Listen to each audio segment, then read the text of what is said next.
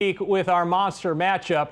We're going to start segment 2 with our monster matchup. It's Millard North taking on Millard West in a new era for the Mustangs in terms of football. With more, let's go to KETV's Lauren Michelson, who has the story from Buell Stadium. Hey, Lauren. It's a new head coach and a new year with it all coming down to this. What a way for Millard West and Millard North to start the season. You couldn't have asked for a more exciting game. Let's take a look at these highlights.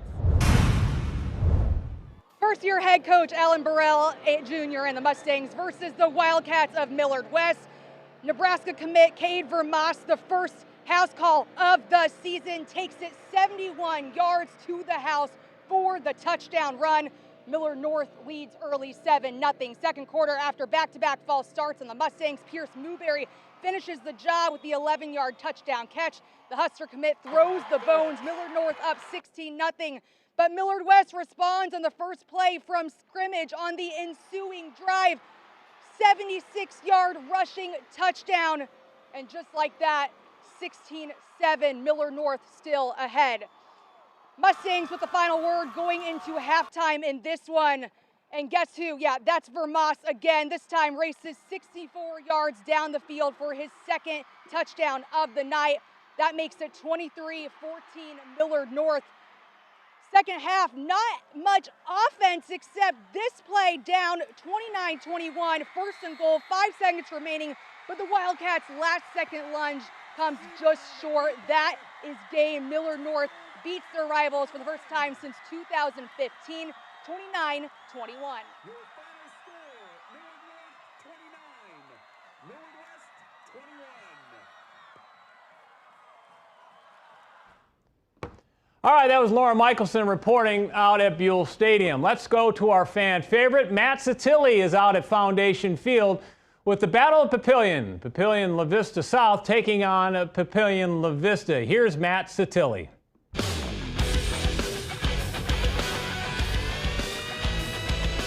Welcome back Friday night. On the first night of the regular season, Papio and Papio South brought the fireworks at Foundation Field. This one well worth the price of admission, and most of Sarpy County was here to watch it go down. This game featured 7 lead changes. We picked this one up in the third quarter. The Monarchs going for it on 4th and 7, trailing 18-14. Quarterback Cameron Leggett takes it himself towards the right side and fights for the first down yardage. Monarchs keep the drive alive, and Anthony DiGiacomo would do the rest. He punches it across the goal line and lets the fans know who runs this town to put his team on top. 21-18. The Titans would quickly respond. Chase Cunningham finds Jordan Harris, who puts his team on top. Titans back up 24-21.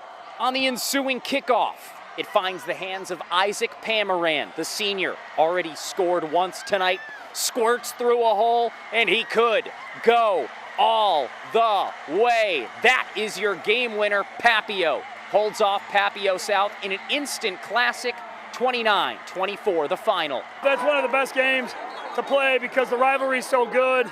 They're so well coached. They came ready to play. They hit us in the mouth right at the beginning. You know, and our guys, we kept telling them all week, you know, hey, just keep responding, do the things you're supposed to do. The students and most of the younger fans storm the field to celebrate with the team, and the flag that waves is maroon and white.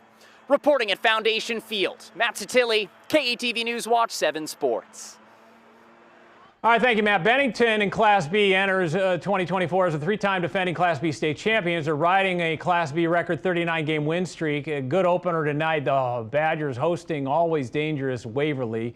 Badgers quarterback Houston Hill. You may have seen Matt Satilli's feature on the QB/long snapper earlier this week. He can run it too.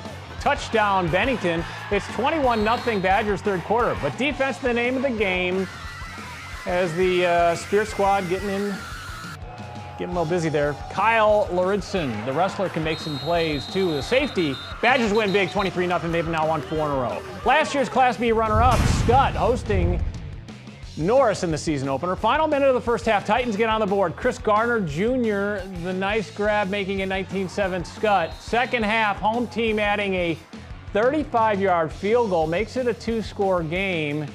And we move ahead to the 4th. Every day you practice tip drills and practice. Well, it pays off. Gage Gunther, both feet in here. And get it. Tip and catch. Oh, beautiful. Scott wins. Big. Year 2 underway for Gretna East. They hosting Seward at home. Opening series. Griffins marching. Capped off by a 1-yard score. Connor Sam, 7-zip Griffins.